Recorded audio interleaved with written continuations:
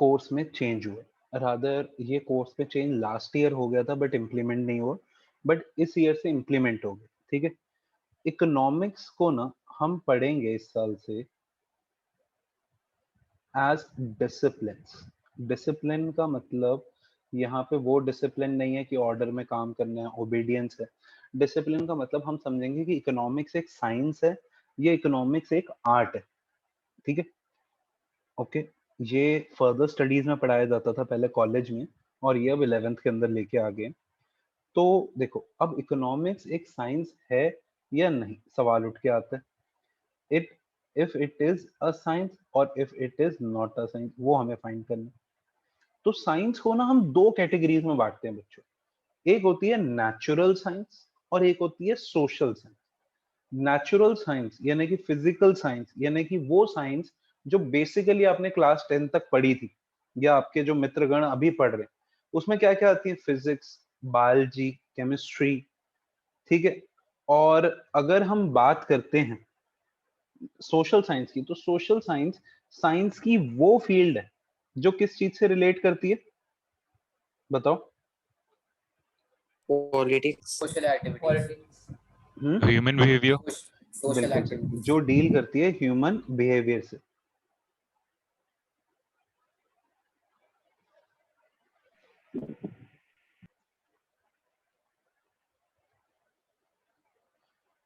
नहीं, कैमरा नहीं ऑन कर पाऊंगा आज, लाइट की कोई दिक्कत है। चलो, सोशल साइंस होती है जो ह्यूमन बीइंग से रिलेट करती है। देखो, अब हमें तो पहले हमें ना सिर्फ इतना पार्ट पढ़ना है कि साइंस ऐसे ऐसे होती है। साइंस क्या होती है, जो लेबोरेटरी में कंडक्ट करी जा सके, जैसे फिजिक्स, बायोलॉजी, केमिस्ट्री। इनमें कॉज एंड इफेक्ट रिलेशनशिप होता है। अच्छा, कॉज एंड इफेक्ट रिलेशनशिप की बात करूं, मुझे ना एक एग्जांपल करके दिखाना था, बट ठीक है, थोड़ी सी आज आप इमेजिनेशन अच्छी रखो जब तक लाइट आती है। अगर एक बात बताओ, मैं पेन को ऊपर उछालता हूँ तो क्या होगा? नीचे गिर जाएगा। और तुमने मुझे समझ क्या रखा है, मैं कैच नहीं कर लूंगा, नीचे आके गिर जाएगा। क्यों गिरेगा? पर नीचे आएगा, बस इतना बोलो। ग्रेविटी। हाँ, ग्रेविटी। अच्छा, ये ग्रेविटी हमेशा होती है या फिर आज कोई स्पेशल दिन? हमेशा होती है। हमेशा ऑलवेज। तो this is the cause and effect from starting. हाँ, ठीक है, कि कोई भी चीज ऊपर जा रही है तो वो नीचे आती। अब देखो, तो ये जो कॉज एंड इफेक्ट रिलेशनशिप है, ये हमेशा ट्रू है कि नहीं है, कि कोई चीज ऊपर जाएगी तो नीचे आएगी? अच्छा, एक बात बताओ, हाइड्रोजन ऑक्सीजन मिल जाते हैं, 2 molecule of hydrogen 1 molecule of oxygen, क्या बनता है? वाटर। अच्छा, ये कभी कभी बनता है या हमेशा बनता है? ऑलवेज। तो साइंस में कॉज एंड इफेक्ट फिक्स्ड है कि हमेशा वही होता है। पर जब ये साइंस ह्यूमन बीइंग पे लगती, तुम खुद बताओ, जैसे कभी तुम्हें क्या कहते हैं, चंटी पड़ती थी, चपेट पड़ता था मम्मी से, तो कभी कभी तुम पढ़ने बैठ जाते हो, और कभी कभी तुम ही वो बच्चे होते हो कि अगर चपेट मार देगा आप पढ़वा लो, अब तो नहीं पढ़ रहे। ऐसा होता है ना? कभी कभी तुम्हें प्यार से बहला फुसला लिया जाता है, पर कई बारी प्यार से पागल मत बनाओ। ऐसा होता है कि नहीं होता? ठीक है। अच्छा, फिर देखो, इतने सारे बच्चे बैठे हो, हर एक बच्चा डिफरेंट होता है। कोई बच्चा डांट से पकड़ में आता है, कोई बच्चा प्यार से पकड़ में आता है, कोई जो भी जोर लगा लो पकड़ में ही नहीं आएगा जिंदगी में कभी। ठीक है, होता है कि नहीं होता है? Yes sir. हाँ, तो that is what cause and effect relationship. But वो ह्यूमन बीइंग में कॉज एंड इफेक्ट रिलेशनशिप नहीं वर्क करता। Why? Because human beings are different. Okay, human beings are different. So human being से जो चीज relate करती है उसे हम कहते हैं social science. Okay, that is known as social science, a science that deals with human beings. Okay, अच्छा, अब चलो जरा देखते हैं क्या साइंस के फीचर्स हैं या साइंस के फीचर नहीं है। तो पहले हमें उतना ही लिखना है, ये बस रीड करने के लिए, फिर हम नीचे वाले पार्ट पे आ जाएंगे। सिस्टमैटिक स्टडी, साइंस में पढ़ाइयां हैं।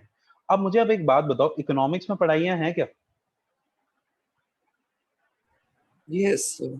नहीं सर, उन्होंने तो बेड़ा गर्क कर रखा, पढ़नी पड़ रही है। हाँ है, बिल्कुल है। अच्छा, वैसे मैं एक बात बताऊं, स्टैटिस्टिक्स की स्टार्टिंग में थ्योरी है। हमने स्टैटिस्टिक्स स्टार्ट करी, 2-3 चैप्टर थोड़े बोरिंग रहेंगे, फिर मजा आना शुरू हो जाएगा, प्रैक्टिकल पार्ट आता है। अकाउंट्स की तरह। हाँ सर अकाउंट्स की तरह मैथ्स तो हो गई।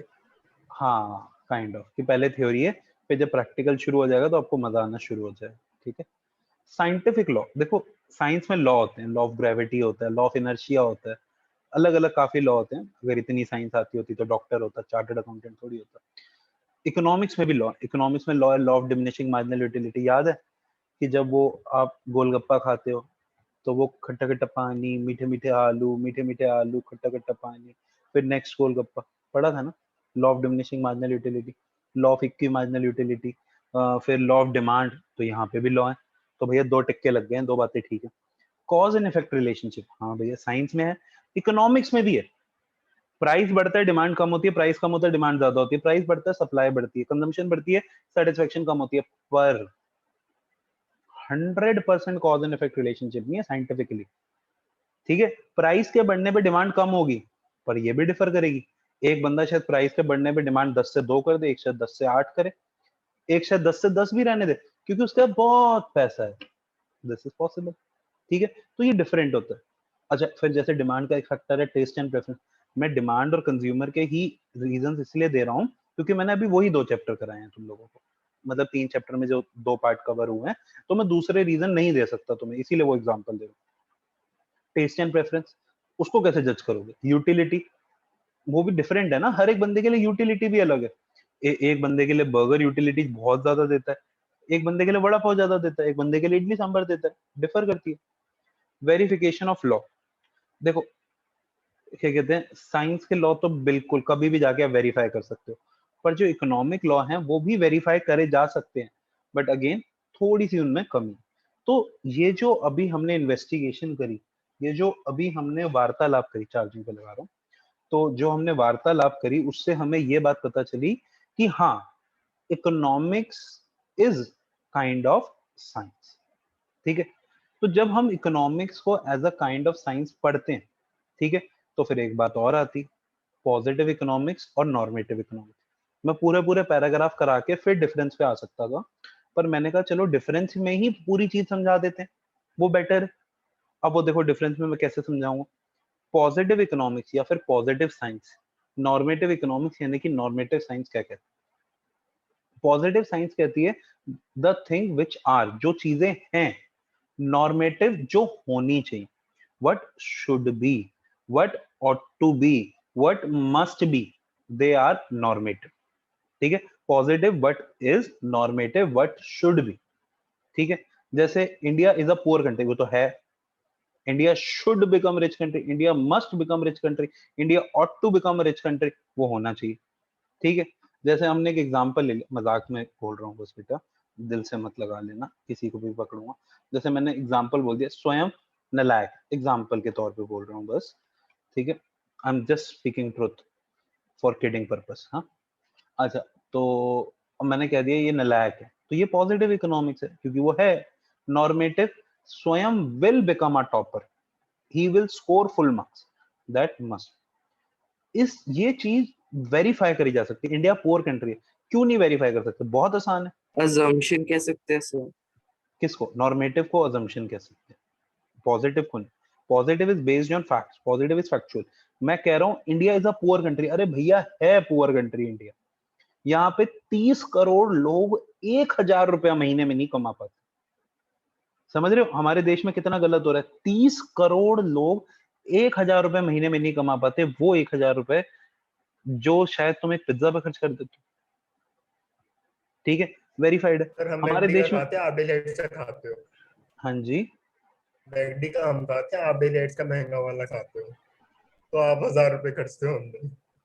अच्छा ठीक, it can be verified. 70 crore लोग 6,000 रुपए नहीं कमा पाते हमारे देश। अब India will become a poor country, अच्छे दिन आएंगे, it can not be verified. Verify नहीं कर सकते कि अच्छे दिन आएंगे, पक्का आएंगे। इट इज सजेस्ट, जो हमारी पॉजिटिव इकोनॉमिक्स है, ठीक है, वो जो है ना हमारी पॉजिटिव इकोनॉमिक्स, वो सजेस्टिव नहीं है, वो तो फैक्चुअल है, वो तो सच बातें बता रही है।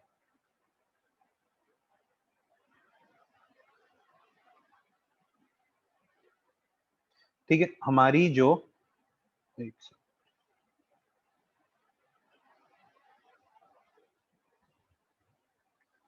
हमारी जो पॉजिटिव इकोनॉमिक्स है that is factual, that is not suggestive. Normative जो है वो सजेस्टिव। पॉजिटिव में हम कोई वैल्यू जजमेंट नहीं देते, हम तो सच बता देते हैं।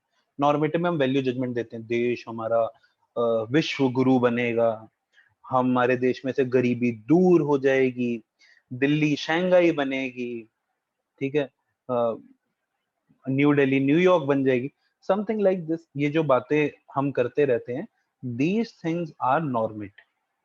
Prices are rising, true. Petrol 99 पे आज 99.14, prices will come down, normative. There is inequality of income, yes, there is. Income inequality will be reduced. This is normative. Okay, चलो जी, ये भी करते हैं कॉपी। पहले मैं ये वाला पार्ट समझा दूं। Economic as an art.